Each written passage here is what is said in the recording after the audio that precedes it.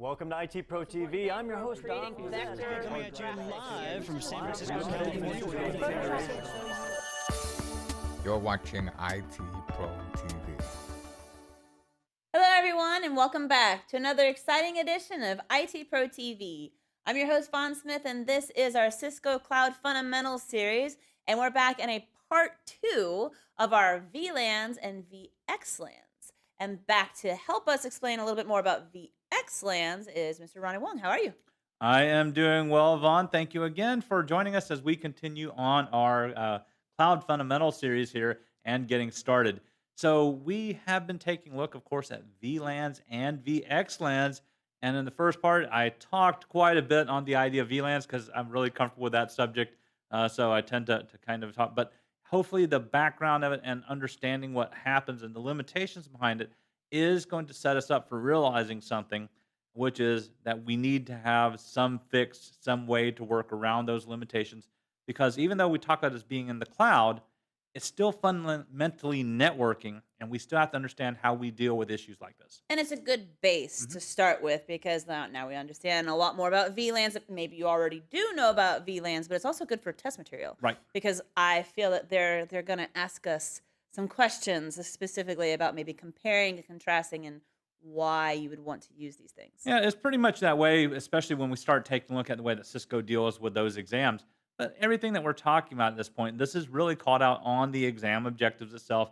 So I can't guarantee you that they're going to ask you a ton of questions on it, but I can't guarantee you that they won't ask you any questions on it. So my particular philosophy here, especially when we start, is make sure that we go over it because it is something that will be testable for you. And you do need to be able to distinguish the ideas here and what those limitations are. And then we're going to talk about, of course, the idea of the solution, which is what we are getting to as well. So before we get started, let's take a look at my screen, and that will help us out. Okay. So Vaughn, in that previous episode, okay, and I'm doing this on purpose so that we can see this, right? So I showed you the header of the standard VLAN, the way that we insert in this portion here to identify that port or the packages, the packets with the the VLAN IDs that come in, which is fine. We talked about these different limitations. Provisioning, okay? Remember, we have to apply VLANs across every single path that VLAN is going to have to travel to get from one place to the other. We talked about the idea that there's a limited number of actual VLAN IDs that are out there. If you're actually using the 802.1q, here's the limitation according to the standard itself, which is between 1 and 4094. Some switches may not ever support 4094 of them, so just realize that as well. And then the limitations of the MAC address tables that are on each of the switches too. And we may run out of that, and when that happens, we get other problems that can come in.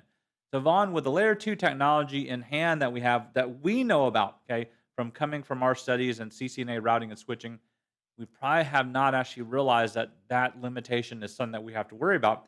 But if you're in a production network, a large production network, these are things you really do look out for, okay? When we started moving, of course, then the networking world towards cloud provisioning, probably started off with the idea, we'll just assign VLANs to everyone, and then every tenant that comes on board will be able to just do that. But then they started running out of all this stuff very quickly when they started doing this. So of course that meant somebody had to come up with a new idea, okay, of how this would actually end up working out and what would actually happen as we do this. Okay, so we're going to take a look at the comparison of what they've done to essentially help us to get by those limitations. Now, I'm just talking about the frame and what happens here, and we'll do that comparison as we take a look. So let me zoom in a little bit so that we can see what the difference really is. Okay, so Vaughn at the top, again, the same type of VLANs that you and I traditionally have encountered, the 802.1q type of VLANs here. Okay, that's that entire thing that we saw in the previous diagram that I created. But then underneath that, notice I have VXLAN packet. Okay, now Vaughn, I used the term frame here, and I used the term packet here. Okay, so remember that from your networking cobwebs is kicking up again. You're like, wait a minute, I know that those two mean something a little bit different than each other, and they do. Remember that a frame is how we actually identify the data at layer 2. Okay, header and the payload itself is all at layer 2. We call it a frame. Okay, but a packet though is how we identify all that stuff, but at layer 3 is how we do that. So VXLANs here do something a little bit more unique. It starts off taking that layer 2 frame. You see the 802.1q tagged frame right here in the middle. And instead of trying to re-manipulate this and add in more and more VLANs in there to make it work, they essentially said, what? We're going to keep running out of this if we keep trying to do this instead. So what they actually did is that they added in a VXLAN header. Okay, and that's 8 bytes long. You don't have to really know about the bytes, but sometimes I like to put that in there because people start to take a look. You end up creating what we call a VXLAN ID, is what happens. So you also hear the term vid a lot of times too. Okay, that gives us a VLAN ID. Now with that VLAN ID or VXLAN ID, it is no longer within the 802.1q tagged frame, but it actually is part of layer 3 is what we're doing. So we essentially have created VXLANs that will now tag layer 3 traffic, and will also use UDP to get across. Use, of course, your particular IP addresses that what it's all attached to. But then for you to begin to transmit and do what you need to move data across the network, it now takes a look at the MAC address of a certain device. Now, originally, when we take a look at the frame internally, we talked about the source MAC address, the sending device. So, Vaughn, if you're on a laptop, this would be the MAC address of your laptop right here. Okay. We talk about a destination device. This is supposed to be, of course, then the destination of the next hop. Okay. What's the next device I'm going to is what we have. But now, when we come all the way out here, okay, this is much different in this sense. We add in that VXLAN ID. We know it's going to be UDP is what's going to work on. It's going to come across using IP addresses, so our layer 3 address. But this MAC address, though, that's not the sending device's MAC address here. Okay, that is the MAC address of the device, or the virtual device, I should say, that can create a VXLAN packet. Okay, not every device can, but there are certain devices along the path. It says, I'm going to actually use my MAC address to do so. And so we actually are not sending directly to the source or to the destination like what we're talking about here. It essentially is going in between those devices that can actually work with VXLAN packets. Okay, so that is what happens. Now, for us, okay, and for our sending and receiving devices, they really don't know anything different. And that's because everything essentially, all the way up through the IP address, all the way through the VXLAN header, okay, all of that is transparent to the sending device and to the receiving device. They cannot tell the difference between a VXLAN and a VLAN, is what they can't tell. But the devices that work outside of that, they can actually see that there is a VXLAN packet, okay, but those other devices cannot. For this to actually work the way that we actually need it to, there are a few requirements that we have to make sure that we understand and that we know. So let me also set up essentially a basic network in between. So I just put the header information up top so that we can see it here. But let's just take a look at this network at the beginning. Right in the center, I have a cloud shape that identifies our IP network here in the data center. Now notice I didn't say anything about layer 2 or anything else. It can actually be a full IP network. I have routers on both edges of the cloud. And then I have squares or rectangles, whatever you want to call, that are representing essentially, well, our hosts, our VM hosts, okay? And what I mean by that is that they're ESXi servers, right? They are the machines that host virtual machines, okay? And on those virtual machines, you see that I have 2 NICs attached to them, and they're attached to something, okay, into the cloud network that's actually out there. But notice that within host 1 over on the left-hand side, I have a device in here, Vaughn, and this is kind of the first time we've seen this acronym right here, VTEP, okay, VTEP, okay, and that stands for VXLAN Tunneling Endpoint, VXLAN Tunneling Endpoint. So Vaughn, as you remember what I said just a moment ago here, okay, the idea of the VXLAN actually only works between those devices that can work, well, with VXLAN stuff, okay? Well, where that's actually created is in a VXLAN tunneling endpoint. So the MAC address that's actually on our VXLAN packets is actually the MAC address to this VETP. It's not the MAC address of VM1, even though VM1 is the one that is sending it, but it's actually the MAC address of the VETP. Okay. Now this can also be a vSwitch as well. Okay, but the technical term here in VLAN and VXLANs is VETP. And yeah, VETP. Yeah, yeah, that's a lot of letters to say, isn't it, Ronnie? Yeah. VTEP. And that's kind of a good term, Mhm. endpoint, meaning like it's the end point before it goes out. Because back on that diagram that you had, like it goes out, so it's like the last place that all the virtual machines kind of Right. see or connect to before it goes out and continues on into the clouds. Correct. Now, before I go on and we start talking about the way that this diagram is going to work out, because I'll show you how this works here in a moment, is that I want to make sure that we understand that before all this can work, there are some basic requirements that have to be set up inside of our data center to make everything work. First and foremost, of course, is that you got to make sure that you have IP unicast routing and forwarding turned on. Who doesn't? Okay, so we don't really worry about that so much, but that is a requirement. The other thing is IP multicast routing and forwarding too. Now, the reason why this is important is because this idea of the way that the VXLANs work is that you have to have a multicast group that's attached. Now, Vaughn, we're going to actually create one of these VXLANs, and I'll show you that we'll also create a multicast group to help us to do that. And that is so that when you actually are communicating with just the people within your VXLAN, or just people, just the other devices, I should say, the other devices inside of your VXLAN, that you're doing it on a multicast group is what you're doing it, okay? So that's how you actually ensure that you can make that happen. So all that has to be there too. And then the VET also registers itself to a multicast group as well, okay, for that VXLAN to make sure it works as well, okay?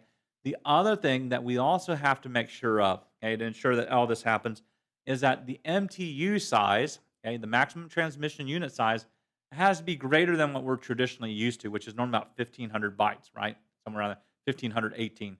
You normally want to make sure that all this is set up and that your max MTU is going to be greater than 1,550 bytes.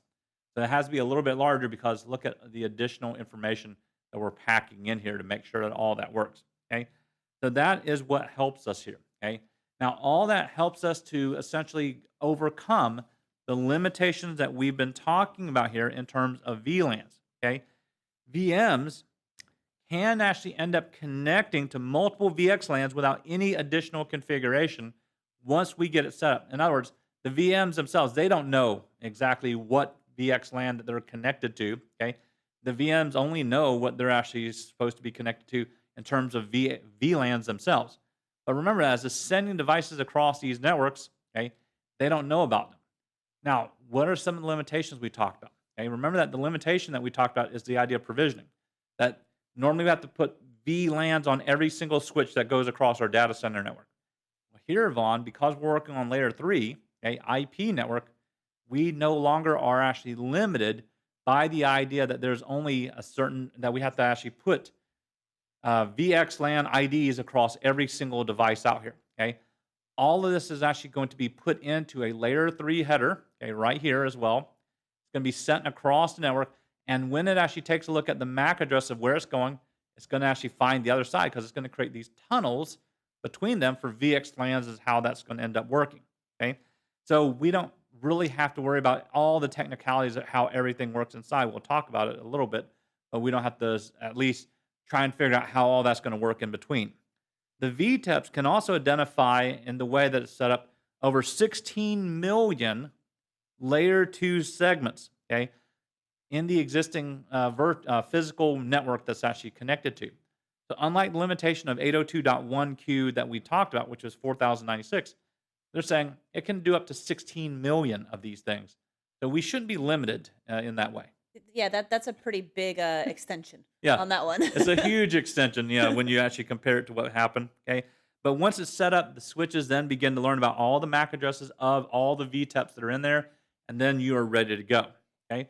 So Vaughn, let's take a look at how this kind of works out for us, and I've tried to draw a table of how this begins. So over here on the left-hand side, in the way that we start seeing it, okay, and we'll configure this on our virtualized supervisor module here, okay? But for us, excuse me, here's VXLAN 2000, okay? So we know that this entire thing here, okay, is in VXLAN 2000. Here's our virtual tunneling endpoint that we have, okay? And then when we start to actually send out information to get across to the host 2 over there, what we send out is a ARP request, right? Remember what an ARP request does for us. We have our layer 3 address on here, and what we're trying to discover on the other side, of course, is what the MAC address is to the other end. So it will actually do an ARP request based on that VXLAN ID, which is right here, okay? So ARP, it will go across the entire data center network, okay? And what it will do is it will discover all those other devices out there to help us to do that. Now, what is in that is going to be what we see down here. So the itself, as it's sending it out, it sends out, I'm on VXLAN 2000, okay? And a real switch, it wouldn't be that low. It'd be like 5,000 here, okay? So, but I just chose 2,000 because it's actually an easy number for me to remember, okay? It will then also take the actual MAC address itself, make sure that it's also in there as well, buried in between right here, okay? It will take it and say, hey, let's put the VM1 MAC address in here, okay? Now, it's not going to use that as far as trying to discover itself eventually, okay? But notice what it does. It says that that particular MAC address here is located off of interface 1. It's not saying it's the MAC address of the VTEP here. It's saying that that MAC address is located off of port interface number 1 here. So we know that there is a device on VXLAN 2000 that's on interface number 1, and here's the MAC address that it's on. So when it sends it across to the other end on this side over here, and it receives it, okay, well, how does it actually look to the other side? Well, notice that on the last column over here, we can have interface or the remote VTEP, okay, is what we see.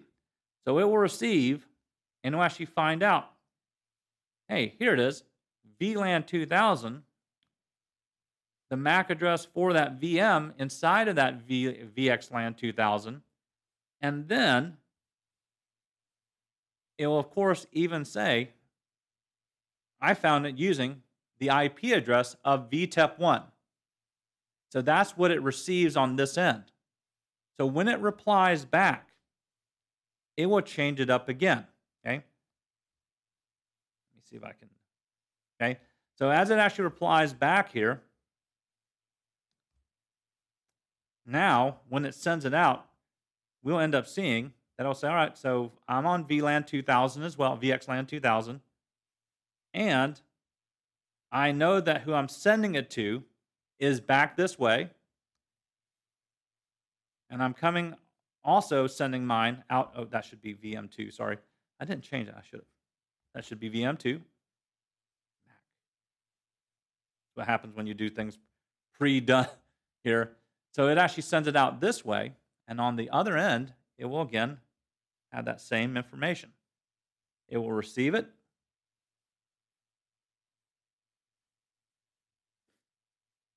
And it will also use and say, I learned this from VTEP2. So the advantage here is that we're no longer really working on layer 2 and the limitations that we have there in terms of layer 2 addressing and the VLANs that are out there. It will now establish that entire connection, make sure that we get everything done that we need to. Because we're really only dealing with the VTEPs here across the entire network, we don't have to keep sending that information back and forth and flooding the entire network here. We're just using the layer 3 information to help us to do this. So it really looks like two endpoints talking to each other across the entire network to do this. So we never actually end up flooding any of the other networks that we have to. So once everything is set up, it works pretty much flawlessly, okay? Now, remember that when we have those limitations of the regular VLANs, well, VXLANs are pretty much the wave and the way that this is going to happen from this point forward too, okay? Now, Vaughn, creating a VLAN, creating a VXLAN, a little bit different, okay? But that's why we have a little bit of time here, and I wanted to show how we could do that. So, Vaughn, I'm going to open up my Nexus 1000 switch here. I'm just going to do the command line because it's what I'm most familiar with. You can do this through a GUI interface. You can do it through the command line. And make sure I can remember the super secret password that they gave me. And here we are. Okay, we're actually inside of our Nexus 1000 switch here. We're using the virtual supervisor module to begin the configuration. Okay, so oops, make sure we can see that. I have to type it in correctly here. All right, so let's do that. Make sure that we don't get too much further. Okay, so once I'm in here, if I want to create a VLAN, Vaughn, I would normally just do VLAN 10. And does it allow me to see if I can collapse that a little bit so I don't. There we go. Okay. So VLAN 10, and then I want to give it a name, and we'll call this one Vaughn. All right. Do show VLAN brief. All right. So let's see. Oh, I have to get out of that, don't I? I forgot. Sometimes. Well, here's the one that I just created. I didn't add in any particular virtual interfaces yet. So, it didn't take the name. Let's see. VLAN 10. I don't know if it actually should take. Do show oh, let me get out of that before. Sometimes I forget. Do show VLAN brief. If it lets me name them or not, I'm not sure. Okay, yeah, there it goes. Okay.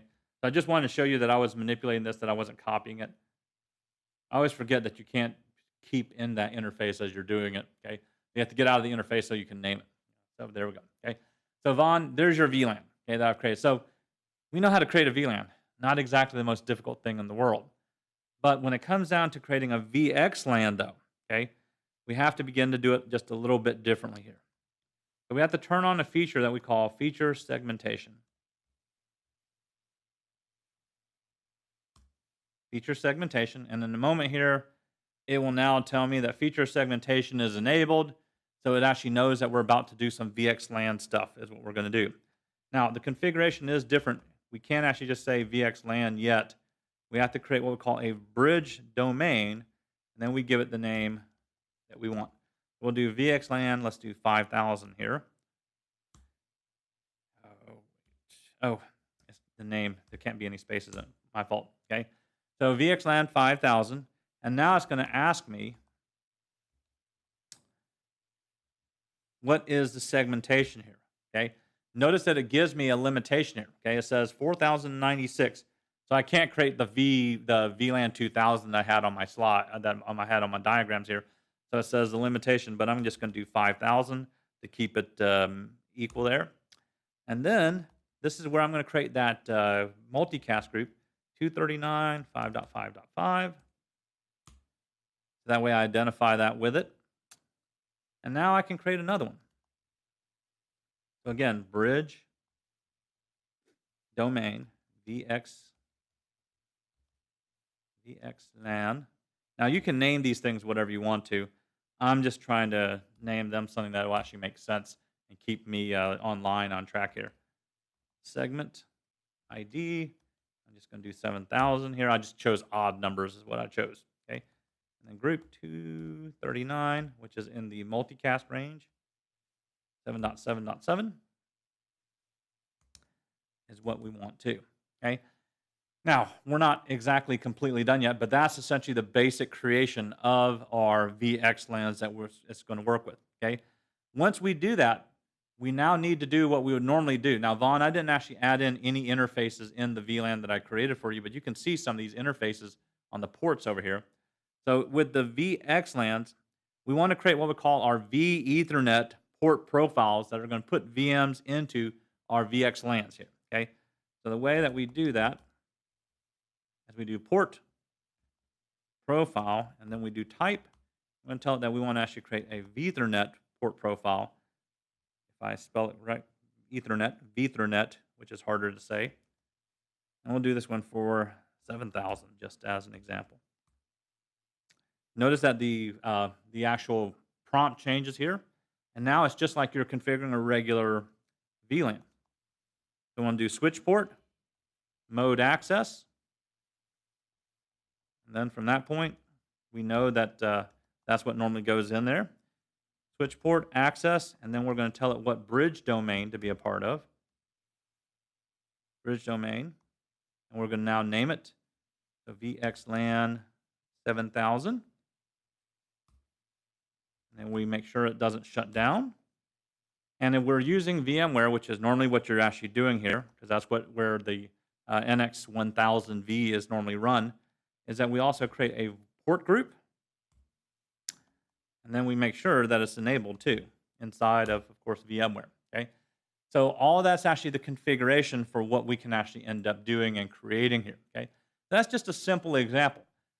A little bit complex, don't get me wrong. And without you actually seeing everything in action and doing all that, it's not really going to be super helpful, but at least you can see that it can be done, right? For those that want to learn more about how to manage and administrate and do this stuff, make sure you end up going and checking out at least the cloud administration.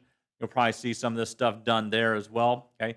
But we want to at least show you that I showed you how to create just a regular VLAN here, as well as the VXLAN, and made sure that it actually did configure that way too, okay? So Vaughn, in that demonstration and everything that we've talked about, this is the technology that is generally used if we're actually going to be talking about the idea here of VLANs and VXLANs, okay? Remember that the endpoints really do not know that the VXLANs, or that they can't distinguish whether they're in a VXLAN or VLAN. They really don't care, okay, essentially. But that's, that's the breakdown. So it doesn't affect the way that the individual devices have to work with this. So regardless of whether it's an old legacy device, an older switch that doesn't have a clue what a VXLAN is, or a newer device, it doesn't really affect them at all, okay? So Vaughn, that is our demonstration and our little bit of an overview of understanding the difference between VLANs and VXLANs in these last 2 episodes. All right. Well, some more great diagrams, Ronnie, that really explain the concept. So thank you so much for drawing this, because I know all those little squares and all the different colors. You put a lot of work into it, and I appreciate that. Thank you. And thank you all for watching, but we're going to go ahead and sign off for IT Pro TV. I've been your host, Fawn Smith. And I'm Ronnie Wong. We'll see you soon.